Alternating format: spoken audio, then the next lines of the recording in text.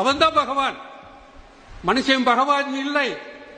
தமிழர்களுடைய கொள்கை மனுஷன பகவானை காட்டினதுனாலதான் எங்கேயோ இருந்து ஓடி வந்தவே ரிக்கா டான்ஸ் நடத்துறா சிவராத்திரிக்கு இல்லையா? நம்ம மக்களை முட்டாளாக்குறதுக்கு. இன்னொரு கூட்டம் அறியாத மக்களை, பெண்களை நான் பார்த்த மதுரையில ஒரு 4-5 பொம்பளைய உண்டியில ஏந்தி தெருவா வந்துகிட்டு இருந்தாங்க. அவங்க ஊரை சிவப்பு சேலை ஊற்றிருந்தாங்க. யார் தெரியுதா? பங்காரடிகளார். இந்த பொம்பளையெல்லாம் வசூல் பண்ணி கொண்டு போய் அங்க காசு கொடுக்கும். இன்னைக்கு 10,000 கோடிக்கு அதிபதியா இருக்கு.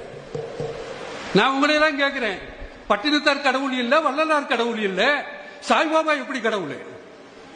எப்படி கடவுள்?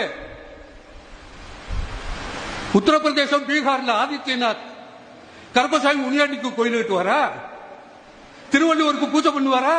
ஆனா இங்க இருக்கக்கூடிய ஒரு ஆதீன கர்த்தர் தமிழன் கற்றுக் கொடுத்த மடத்திலே வாழ்ந்து கொண்டு, தமிழன் கொடுத்த சொத்திலே சாப்பிட்டுக் கொண்டு பல்லக்கு செல்லலாம், குரு பூஜை நடத்தலாம், பருப்பு சாம்பார் பாயாசம் சாப்பிடலாம், அதற்கு தடை இல்லை.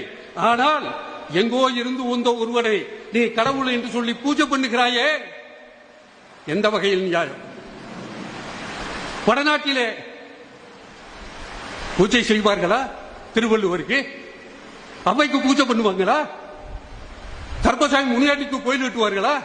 ஆனால் இங்கு அத்திவரதரை கடவுளாக காட்டி நம்மளை முட்டாளாக்கி விட்டார்கள். நீங்க சொல்றதெல்லாம் நாங்க ஏத்துக்கிறோமா? நீங்க சொல்றதெல்லாம் கடவுள்னு ஏத்துக்கிறோமா? நீங்க சொல்றதா மந்திரமா? எங்களுக்கு என்று மந்திரம் இருக்கிறது. எங்கள் மொழி எங்களுக்கு இருக்கிறது.